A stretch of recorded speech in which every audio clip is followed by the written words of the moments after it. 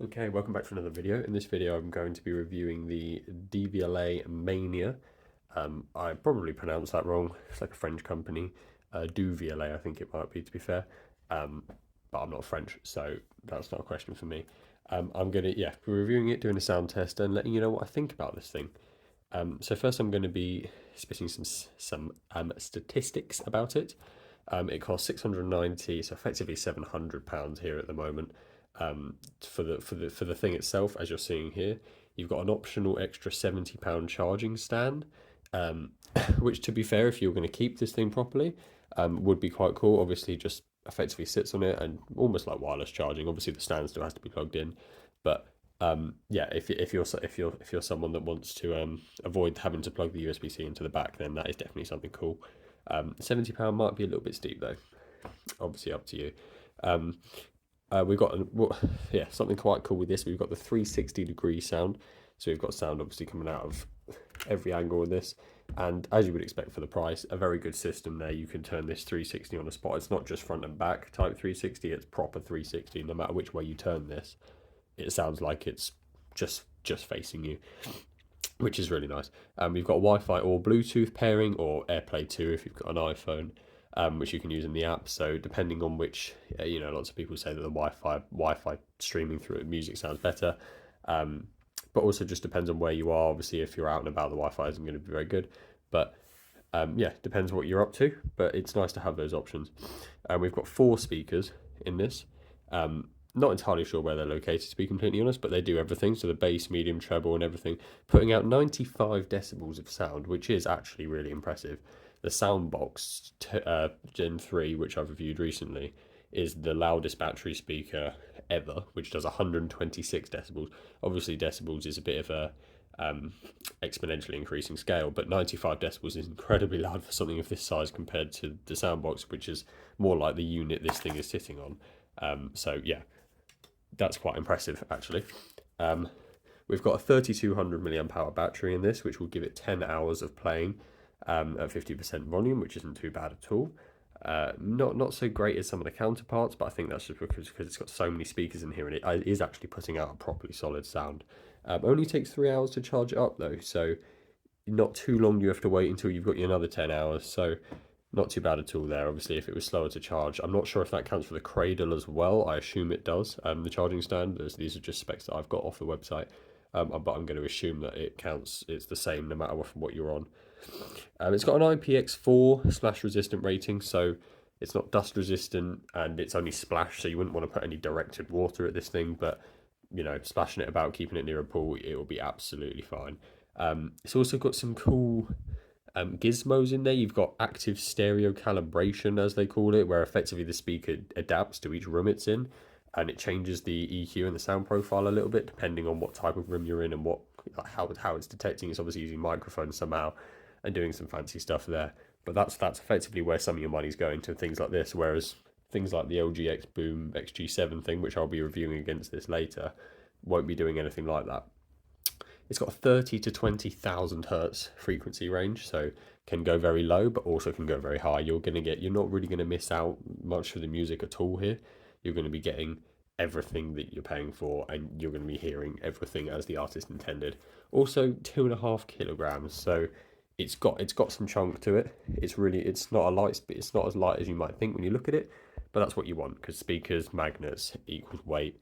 If it was light, then it's going to feel and look a bit, and probably sound a bit cheap. So yeah, you can't complain about a bit of weight when it comes to a speaker. It also comes with a nice little carrying bag, as you can see off to the side here. It comes in the box. I maybe should have done an unboxing for this because the box was relatively interesting, but the bag is quite cool. It was just a little standard drawstring bag. Obviously not going to provide any protection of any sort, but it's nice to be included with it, and does make it feel a little bit more like a design object than anything else here, really. So thoughts of actually using the speaker, I've used it for a good couple of weeks now, so I've really got to know it. Apart from just the controls and the way this thing is operated, it's just so obvious that it's French. It's so hard to control it, really. So you've got a power button here, Bluetooth button here, just a circle here, which I assume does Alexa, because it's a smart speaker after all, so it can have Alexa built into it. You've then got a play, play, pause, skip, etc. Volume up, volume down. But to turn this thing on is like starting a rocket ship. So you've got the power button up here. You've got to hold this for 2 seconds, and then you get a light on the opposite side blinking. And then according to the manual, it's now in standby mode, and to turn it on, you've got to press any button. But it doesn't work for me every time. Oh, it's changed colour, but it's still blinking. No, I'm not entirely sure what that means. And it's something that I've kind of had to play about with. A lot of the time I've had to just press the hold the power button again, do something else, and I'm not entirely sure what's going on a lot of the time. And there isn't really much like audio or signals from. There you go. So it's woken up now, but I'm not entirely sure why or why it took so long, and there was no signal to really what it was doing. And a lot of the time I've really struggled when I first brought this out to go and show some people.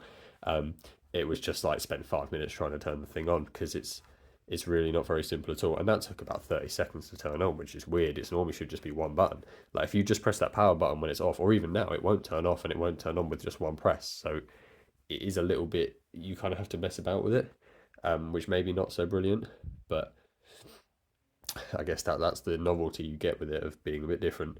You've obviously got these nice like passive radiators here, kind of on each side, which really add to the effect as well.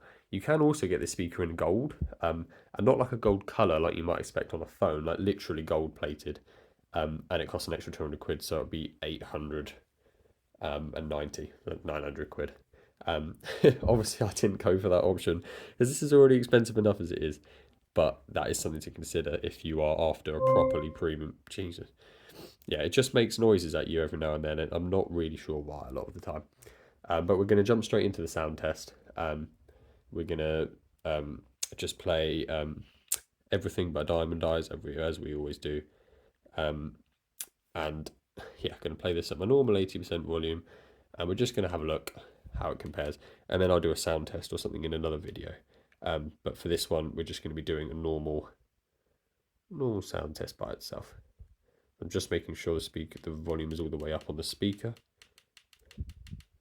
So no audio sounds or anything here to indicate that it's full. This light's flashing, but that doesn't really mean much to me. That is genuinely the biggest problem with this speaker, is that it's just a bit fiddly to use. But listen to this. Playing from iPhone. Broken alone, I feel the rain crashing down all around this empty town. I'm searching for the lost and found, but you don't care, you're unaware. Keep moving like the scars aren't even there. It's in the air like a blazing flare. Just stare, 'cause the flames will burn us. I thought you were the one for me, that's why I gave you everything.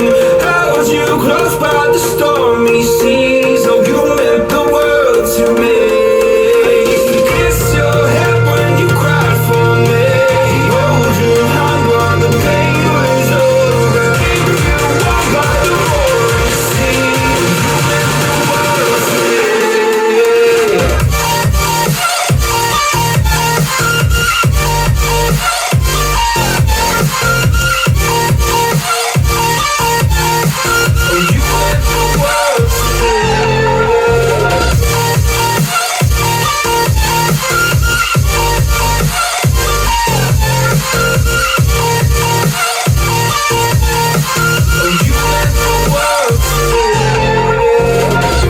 My darling dear, you're never here. When I'm in pain, you hide and disappear, like shadows in the atmosphere, trying the stratosphere. Yeah. I prayed for you and kept you near, in hopes you'd chase away my fears. I'm on my own, you made it so, and now I'm chasing nightmares. I used to run with you through the great big leaves.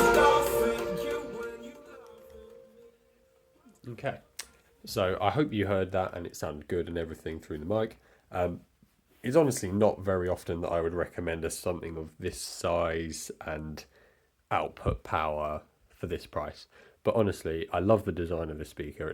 It's so out there, and it's so, you almost have to, you look at it and you think, is that even a speaker?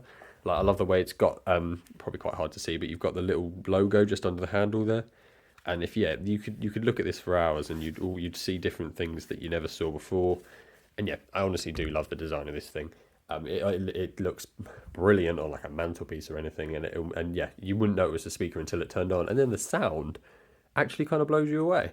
It's something that I would be happy using 80% of the day. Obviously, there is a 20% where I like some proper punch, but for 80% of your listening, this is going to be way above, adequate, and it honestly does sound brilliant. I thought, especially with things of this size, they often really lack in any bass. And if you're someone like me who likes a proper thump, then I was a bit worried about this. But because you've got these two quite large passive radiators on each side, it actually does create a pretty decent thump. And the music is it's so balanced, but at the same time, it's so clear, and it really is good. So as we'll see in the comparison with the next video, I'm not sure if it's necessarily worth the 700, but when you put it all together, like if you just go off the sound, but when you put it all together, you've got the brand, you've got the questions people are going to ask, you've got the looks, everything that goes along with it, and then the sound on top. I wouldn't look down on anyone for buying this, because I do think it's awesome and I really want to keep it. So yeah, if you've got any questions, pop them down in the comments, and I'm going to do a comparison against the LG now, so stick around for that.